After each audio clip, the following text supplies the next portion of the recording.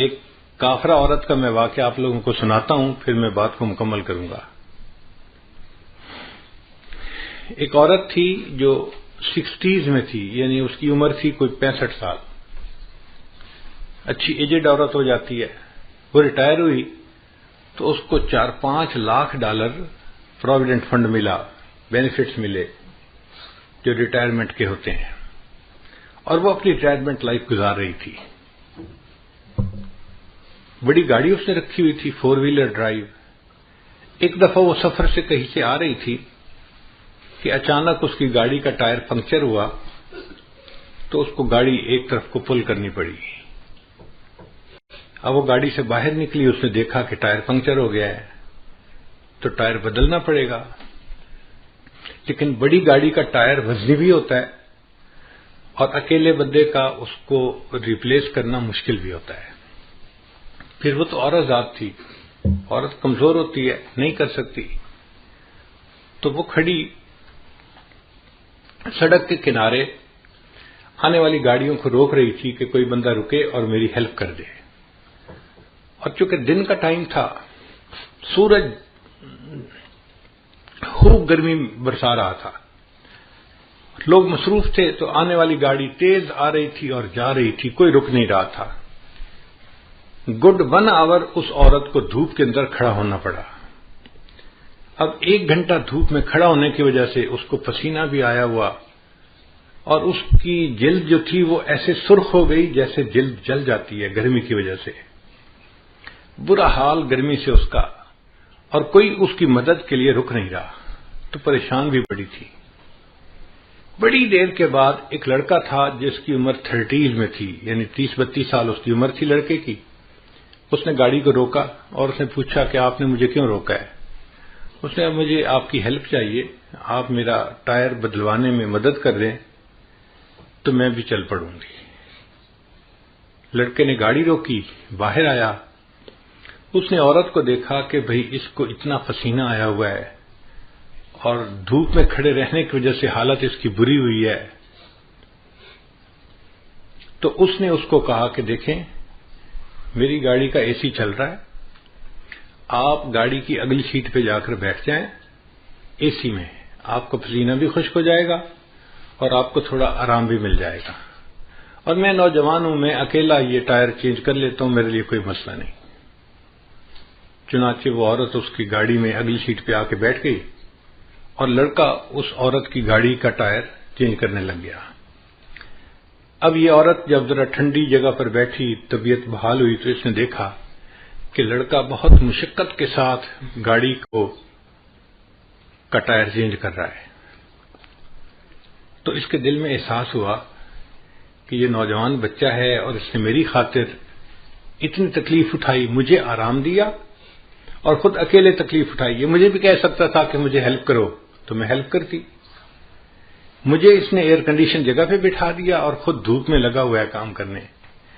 تو اگر یہ ٹائر بدل دے گا نا تو میں اس کو $200-300 گفٹ دے دوں گی تاکہ اس کا بھی فائدہ ہو جائے۔ خیر کچھ دیر لگی، لڑکے نے ٹائر چینج کر دیا۔ اس نے آ کے کہا اس کو کہ ٹائر میں نے بدل دیا ہے، اب آپ اپنی گاڑی پہ جا سکتی ہیں۔ اس عورت نے $200-300 جیب سے نکالے اور لڑکے کو آ کے یہ میری طرف سے گفٹ لے لو۔ اس نے کہا نہیں میں گفٹ نہیں لیتا۔ بس اس نے پوچھا کیوں نہیں لیتے؟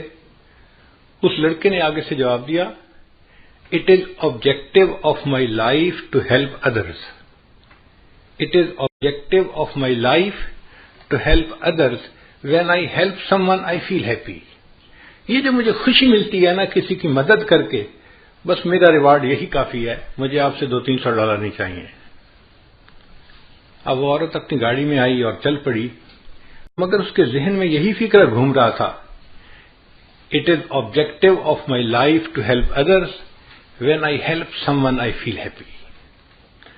اور وہ سوچ رہی تھی کہ دنیا میں ایسے بھی انسان ہوتے ہیں کہ جو دوسروں کی ہیلپ کر کے خوش ہوتے ہیں۔ حیران ہو رہی تھی۔ اب گاڑی جب اس نے چلائی، تھوڑی دیر بعد اس کو فیل ہوا کہ مجھے تو بہت پیاس لگی ہوئی ہے اور بھوک بھی لگی ہوئی ہے۔ اس نے سوچا اچھا جو نیکسٹ ایگزٹ آئے گا نا تو میں اس پہ گاڑی کو باہر نکالوں گی موٹر وے سے، اور جو ریسٹورینٹ ملا اس پہ میں کھانا کھاؤں گی اور پھر سفر شروع کروں گی۔ چنانچہ نیکسٹ ایگزٹ پہ اس نے گاڑی باہر نکالی اور قریب میں کوئی ریسٹورینٹ تھا، وہاں اس نے گاڑی پارک کی اور جا کے کھانے کے لیے بیٹھ گئی۔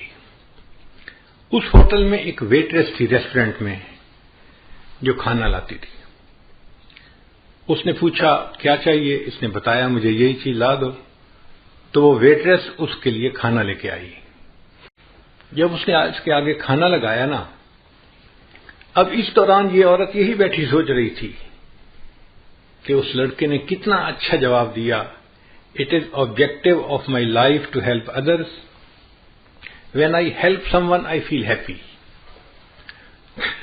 اس عورت نے، بوڑھی عورت نے دیکھا کہ وہ جو ویٹریس کھانا لے کے آئی ہے وہ ایک نوجوان اور پریگننٹ لڑکی ہے، اور اس کے جسم کو دیکھ کے پتہ چلتا ہے کہ اس کا پریگنینسی کا کوئی 6واں مہینہ چل رہا ہوگا، یعنی کافی قریب وقت ہے ڈیلیوری کا۔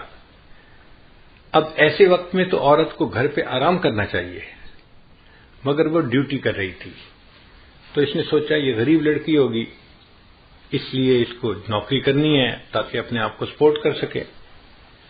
تو اس نے اس سے ذرا بات پوچھی کہ تمہارا کیا حال ہے، تم کیا کرتی ہو؟ اس نے بتایا کہ میں شادی شدہ ہوں اور میں پریگننٹ ہوں اور میرا 7واں مہینہ لگا ہوا ہے اور 2 مہینے کے بعد ڈیلیوری ہے، مگر یہاں پہ جو ہاسپٹل ہے نا اچھا، وہ بہت مہنگا ہے، اور میں اور میرے ہسبینڈ ہم دونوں چاہتے ہیں کہ بچے کی ڈیلیوری وہاں پہ ہو، مگر اس کی فیس ہم نہیں دے سکتے۔ تو ہم میاں بیوی نے آپس میں مشورہ کیا، کچھ پیسے میرا ہسبینڈ جمع کرے گا اور کچھ پیسے میں جمع کروں گی، اور مل کے ہم اس فیس کو ادا کریں گے۔ اب چونکہ میں نے پیسے جمع کرنے ہیں تو میں اس وقت چھٹی نہیں لے سکتی، مجھے اس پریگنینسی کے باوجود ڈیوٹی کرنی ہے، میں تکلیف اٹھا رہی ہوں مگر میں ڈیوٹی کر رہی ہوں۔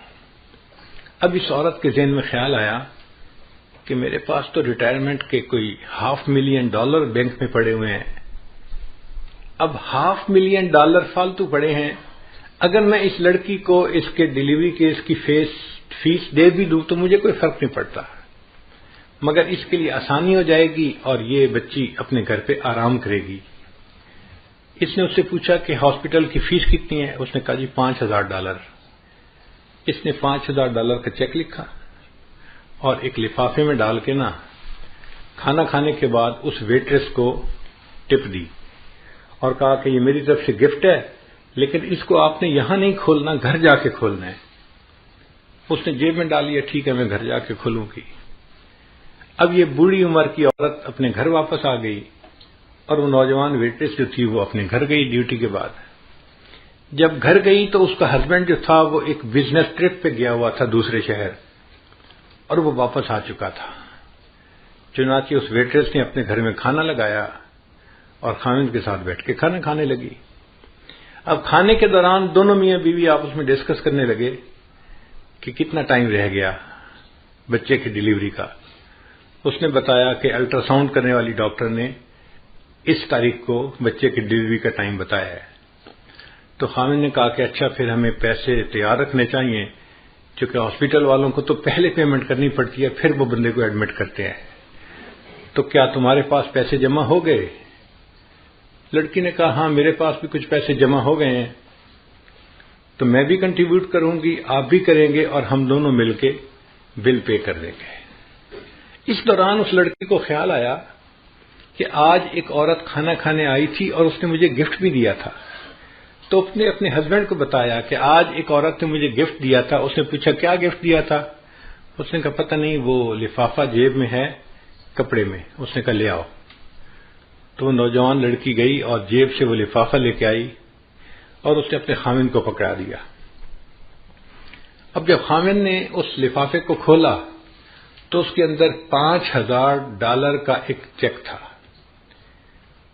اب نوکری پیشہ بننے کے لیے یہ ایک بگ اماؤنٹ ہوتی ہے امریکہ میں، $5,000 گفٹ مل جائے، لوگ تصور بھی نہیں کر سکتے۔ تو وہ لڑکا حیران ہو گیا کہ اچھا اس عورت نے تمہیں $5,000 یعنی فل پیمنٹ جو تھی کیس کی وہ فل گفٹ کر دی۔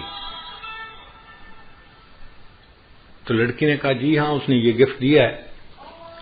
تو لڑکے نے جب وہ چیک پڑھا نا تو اس چیک کے ساتھ ایک چھوٹی سی چٹ بھی لکھی ہوئی تھی، اور اس چٹ کے اوپر لکھا ہوا تھا "It is objective of my life to help others. When I help someone, I feel happy." تو لڑکے نے وہ فقرہ پڑھا، یہ وہ لڑکا تھا جس نے اس عورت کے ٹائر کو چینج کیا تھا. اس نے اس عورت کی ہیلپ کی تھی اللہ کی خاطر، اور اللہ نے اس عورت کے دل میں ڈالا، اس نے اس کی بیوی کو $5,000 کا چیک دے کے اس کو ہیلپ کر دیا تھا. What goes around comes around. ہم دوسروں کے ساتھ خیر خواہی کریں گے تو اس کے بدلے اللہ ہمارے ساتھ خیر خواہی کا معاملہ فرمائیں گے. خیر خواہ بندے کے ساتھ ہمیشہ خیر خواہی ہوتی ہے، کیونکہ اللہ اس کے ساتھ خیر خواہی کرتا ہے، کوئی اس کی بدخواہی کر ہی نہیں سکتا.